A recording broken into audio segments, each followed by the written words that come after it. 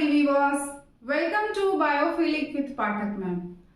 Sexual reproduction in flowering plants, ये chapter कर रहे हैं हम लोग और इस चैप्टर के ऑलरेडी 2 लेक्चर हो चुके हैं। आज हमारा 3rd लेक्चर है।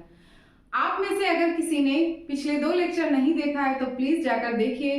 चैप्टर को शुरुआत से पढ़ने में इजीली समझ में भी आता है और उसमें इंटरेस्ट आने लगता है।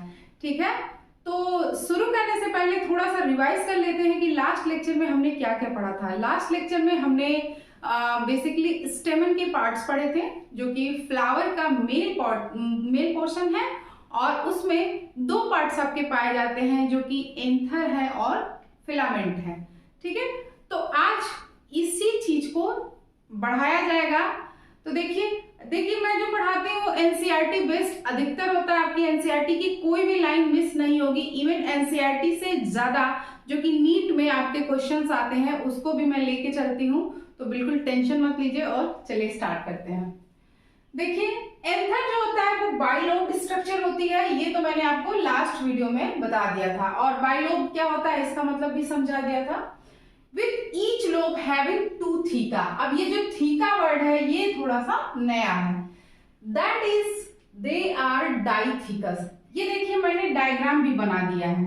एनसीईआरटी में आपको ये बना हुआ मिलेगा। ठीक है, इससे थोड़ा सा बेहतर बनाया है क्योंकि उसमें उसने कई चीजें से पॉलिन ग्रेन माइक्रोस्पोरिया भी दिखाया हुआ है। तो थीका जानते हैं क्या होता है।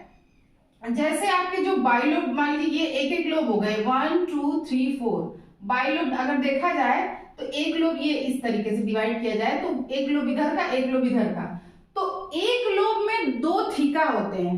तो अगर देखा जाए तो थीका कहाँ पे पाया जाता है, ये रहा, ये हो गया थीका, ये 4 हो गए थीका। ठीक है, जैसे कि मैंने यहाँ पे लेबलिंग ऑलरेडी कर दिया हुआ है थीका किसको कहते हैं। तो अगर कहा जाए कि एक लोब में 2 थीका तो 2 लोब में कितने थीका हो जाएंगे, 4 थीका। ठीक है, उसके बाद इसीलिए 4 थीका नहीं लिखा हुआ है लेकिन डाइथीकस, क्योंकि ये लोब वाइज लेके चल रहा है कि एक लोब में 2 तो डाइथीकस।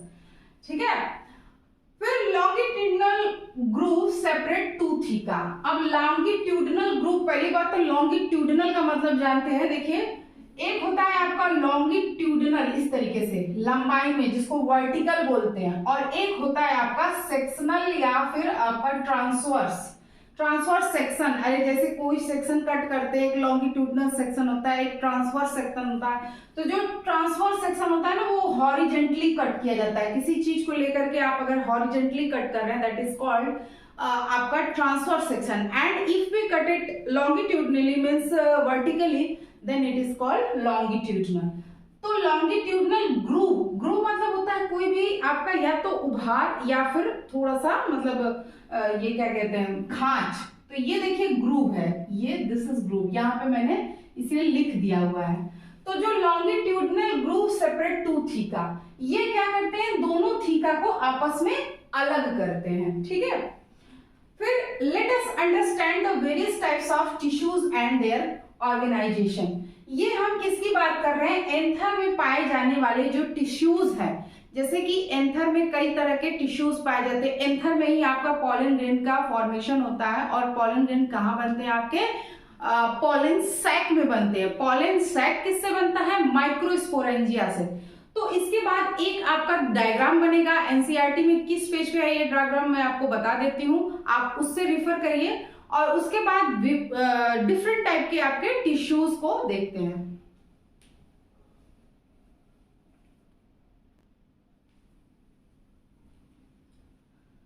तो ये देखिए यंग एंथर का टीएस बनाया मैंने। यंग एंथर इसलिए बोल रहा है कि शुरुआत में ही एंथर में पॉलन ग्रेन नहीं बन जाता है। पॉलन ग्रेन बनने की भी एक प्रोसेस होती है। ठीक है, तो अभी जब तक एंथर यंग है तो उस पॉलन ग्रेन बनाने से पहले क्या क्या तैयारियां होती है, उनमें क्या कैसे टिश्यूज पाए जाते हैं, उनका क्या नाम है वही जानते हैं। ठीक है, तो अभी मैंने देखिए यहाँ पे बनाया young anther and after that mature anther. जब एंथर मैच्योर हो जाता है ना तो उसमें डेhiscence की प्रोसेस होती है और पॉलन ग्रेन बन गए रहते हैं और वो रिलीज होते हैं। ठीक है, तो देखिए यहाँ पे सबसे बाहर वाली लेयर क्या है, इपिडर्मिस। ये देखिए ये सबसे आउटर लेयर है इपिडर्मिस। उसके बाद वाली जस्ट जो है लेयर उसको बोलते हैं एंडोथीसियम। अच्छा, मिडिल लेयर भी आपकी, मिडिल लेयर जो है माइक्रोस्पोरेंजिया के जस्ट बाहर है। यहाँ पे मैंने माइक्रोस्पोरेंजिया जो है मैंने लेबलिंग करना रह गया है। ये है माइक्रोस्पोरेंजिया, ठीक है, माइक्रोस्पोरेंजिया। 4 माइक्रोस्पोरेंजिया होते हैं टोटल, 4 थीका 4 माइक्रोस्पोरेंजिया, ठीक है। और हर माइक्रोस्पोरेंजिया, यही माइक्रोस्पोरेंजिया आपका बाद में पॉलन सैक बनाता है और इसी पॉलन सैक में पॉलन ग्रेन बनते हैं, ठीक है। तो देखिए उसके बाद हर माइक्रोस्पोरेंजिया के बाहर, जस्ट मतलब बाहर नहीं कह सकते, अंदर ही आपके ये एक सेल टैपिटम, एक लेयर पाई जाती है जिसको टैपिटम कहते हैं। इसकी खासियत यह है कि ये बाइन्यूक्लिएट होती है। और टैपिटम का क्या वर्क होता है कि ये ग्रोइंग आपके जो पॉलेंस होते हैं, मतलब मेच्योर जब हो रहे होते हैं तो उनको नरिशमेंट देने का काम करती है। ये जो आपकी टैपिटम की लेयर होती है, यहाँ पे डेंस साइटोप्लाज्म होता है, क्यों? ताकि इनका न्यूट्रिशन अच्छे से हो पाए, ठीक है। और बीच में आपका ये स्पोरोजिनस टिश्यू मैंने दिखाया हुआ है, ये देखिए स्पोरोजिनस टिश्यू।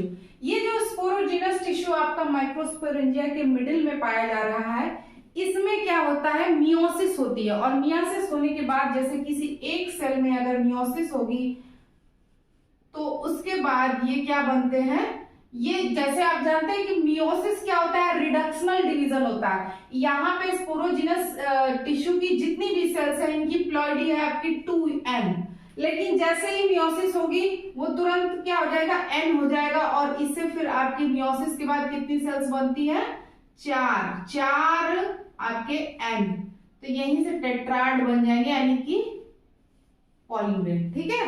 तो ये फिर ग्रो होंगे। तो मतलब अभी ये चीज मैं आपको दोबारा समझाऊंगी, यहाँ बस आपको याद दिला रहे हैं।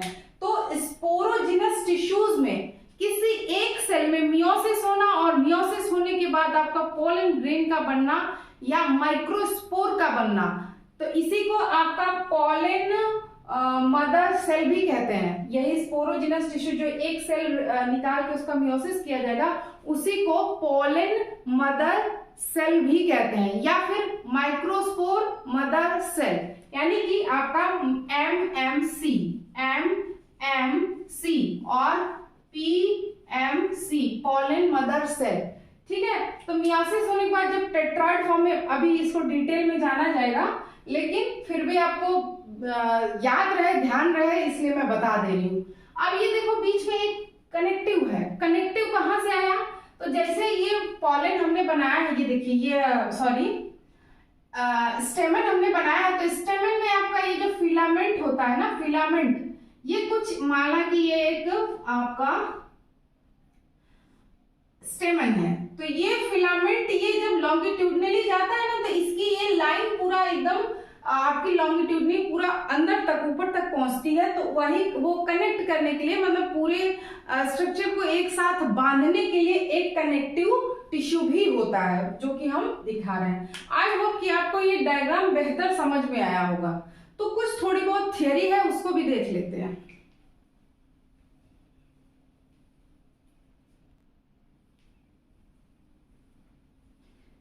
एंथर इज अ 4 साइडेड, जिसको कि टेट्रागोनल भी कह सकते हैं, स्ट्रक्चर कंसिस्टिंग ऑफ 4 माइक्रोस्पोरेंजिया।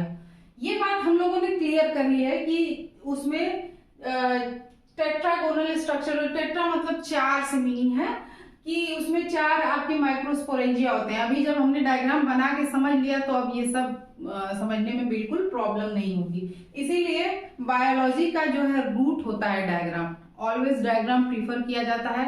अगर आप बोर्ड के एग्जाम देंगे और वहां पे कोई क्वेश्चन में अगर डायग्राम नहीं भी मांगा है और आप डायग्राम ड्रॉ कर दिए, तो एग्जामिनर बहुत अट्रैक्ट होता है। आपको हो सकता है फुल मार्क्स भी दे दे या फिर ज्यादा मार्क्स नहीं कट करेगा।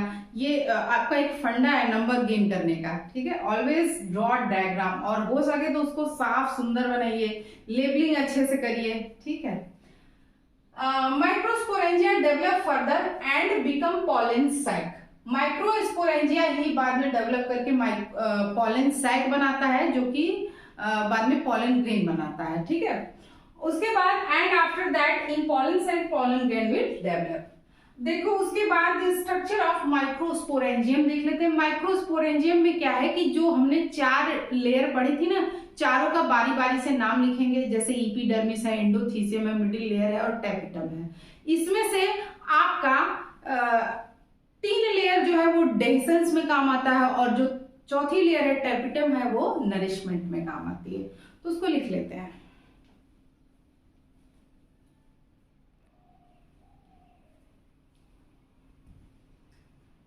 देखिए, microsporangia generally surrounded by 4 wall layers, epidermis, endothecium, middle layer and tapetum. इसमें से ये तीनों लेयर का एक ही काम होता है, प्रोटेक्शन देना और डेhiscence में हेल्प करना, जिसके थ्रू पॉलन ग्रेन इन्वायरमेंट में आपके रिलीज हो सके। अच्छा, डेhiscence क्या होता है? डेhiscence का मतलब होता है ना, जैसे किसी चीज में से कोई चीज फूट के बाहर आना, निकलना, तो पॉलन ग्रेन ऐसे ही रिलीज होते हैं। पॉलन ग्रेन का जब रिलीज होने का टाइम आता है ना, तो उस टाइम उनकी जो मतलब लेयर्स होती हैं, आउटर लेयर और इनर जो भी, ये तीनों बेसिकली मिल करके ये क्या करती हैं, थोड़ी सी मतलब कहते हैं ना कि डिहाइड्रेट हो जाती है, थोड़ी सूखी सूखी सी हो जाती हैं, उनमें मॉइस्चर कम हो जाता है और इसके बाद क्या होते हैं, फूट जाती हैं, फट जाना, तो उसी को बोलते हैं डेhiscence। डेhiscence का भी टॉपिक दिया हुआ है, तो अभी ज्यादा टेंशन नहीं लेना है, इतना समझिए कि डेhiscence क्या होता है, कोई चीज फूट के बाहर निकलना, रिलीज होना। तो ये तीनों क्या फंक्शन करती हैं? The 3 outer wall layer perform the function of protection and help in dehiscence of anther and release the pollen. उसके बाद जो टैपिटम लेयर होती है, ये टैपिटम इंपॉर्टेंट है थोड़ा, टैपिटम के बारे में पूछ भी सकता है आपकी नीट में भी और बोर्ड्स में भी 1 नंबर में, ये कि टैपिटम क्या होता है, टैपिटम का क्या वर्क होता है। टैपिटम आपकी माइक्रोस्पोरेंजिया की सबसे इनर लेयर होती है। बेसिकली जो आपका स्पोरोजिनस टिश्यू होता है माइक्रोस्पोरेंजिया के अंदर, उसको क्या करते हैं, नरिशमेंट प्रोवाइड करते हैं, क्योंकि उसी से बाद में आपका क्या बनना है, पॉलन बनना है ना। तो the inner most wall layer is the tapetum, it nourishes the developing pollen grain. अब ये चीज ध्यान देने वाला है कि टैपिटम जो होता है वह मल्टी न्यूक्लिएट होता है। मल्टी न्यूक्लिएट नहीं कहते, more than 1 nucleus, may be 2 और 3 न्यूक्लियस हो सकते हैं। ये एक मतलब ध्यान देने वाली बात है, एनसीईआरटी की लाइन है, तो इसको केयर करिएगा। और उसके बाद इसका साइटोप्लाज्म डेंस होता है। ऑलवेज आप देखिएगा, अभी इसके आगे कई सारी चीजें, अभी जैसे हम लोग मेगास्पोर पढ़ेंगे जब फीमेल वाला पार्ट, तो वहां पे भी डेंस साइटोप्लाज्म पाए जाते हैं, फ्यूजिफॉर्म सेल पाई जाती है आपकी, तो जब वो आएगा तो देखा जाएगा। तो डेंस साइटोप्लाज्म क्यों होता है? जब बेसिकली इनको न्यूट्रिशन प्रोवाइड करना रहता है, तो उसमें बहुत सारे न्यूट्रिशन भरे होते हैं, ठीक है। इसके बाद आपका दिया है स्पोरोजिनस टिश्यू के बारे में, कि माइक्रोस्पोरेंजिया के मिडिल में स्पोरोजिनस टिश्यू होते हैं और वो जो होते हैं आपके कितना डिप्लॉयड होते हैं, 2n होता है, और उसी में से फिर एक सेल आपकी निकल के मियोसिस करके टेट्राड बनाती है। टेट्राड क्या बनाती है? जिससे आपके पॉलन ग्रेन डेवलप होते हैं। और उसके बाद स्पोरोजिनस टिश्यू के बीच में, जैसे ये हमने बनाया था माइक्रोस्पोरेंजिया, इसके अंदर आपका स्पोरोजिनस टिश्यू हो गया, तो इससे एक सेल हमने रिलीज करके इसको एमएमसी कहा था, है ना। तो इसी एमएमसी से जब आपका मियोसिस होता है, इसी एमएमसी से जब आपका मियोसिस होता है, तो चार सेल्स बनती हैं पॉलन की, ठीक है। और इसी प्रोसेस को माइक्रोस्पोरोजेनेसिस कहते हैं। तो ये हम नेक्स्ट लेक्चर में पढ़ेंगे, ठीक है। अच्छा, आपके लिए एक सरप्राइज है कि मैंने इस जो चीजें हैं इनका एक आपको एनिमेशन प्रोवाइड करा दिया है, तो आप उसको देखिए। हालांकि उसमें थोड़ा सा आपका ज्यादा दे दिया है कि पॉलन की जो 2 लेयर्स होती हैं, एक्साइन और इंटाइन, वो सब भी बताया है, आपको देख के अच्छा लगेगा। Angiosperms have male organs consisting of 2 parts, anther and filaments. The cross-section of the udder displays 4 obvious compartments. Each compartment contains pollen sacs. Within each pollen sac, there are many parent cells containing diploid, that is 2n number of chromosomes. Each parent cell produces 4 haploid N daughter cells called microspores through meiosis.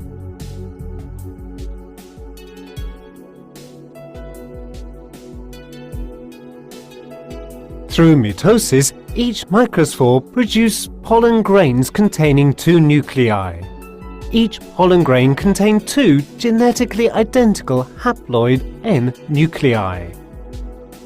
Of these, one vegetative nucleus provides for the formation of the pollen tube, whereas the other generative nucleus divides through mitosis to produce sperm nuclei, which has the role of fertilization.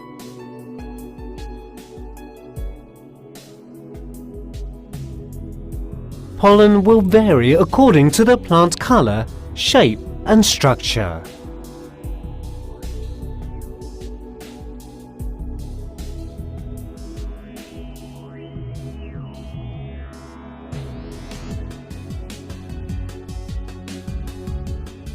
Pollen grains are surrounded by a double membrane layer.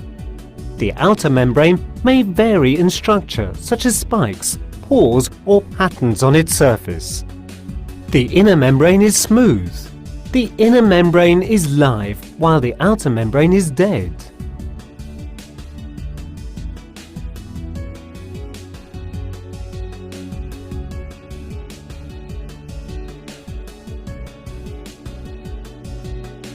The maturing pollen sacs explode to release and disperse the pollen sacs into the environment.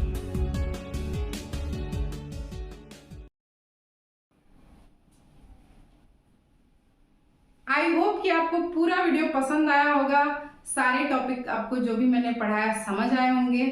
आपका कैसा experience रहा आप comment section में जरूर बताएं, और video पसंद आया हो तो लाइक कीजिए। चैनल पे अगर आप नए हैं तो चैनल को जरूर सब्सक्राइब कीजिए। और अब मिलते हैं नेक्स्ट वीडियो में। तब तक के लिए आप अपना ख्याल रखिए। Thank you so much for watching.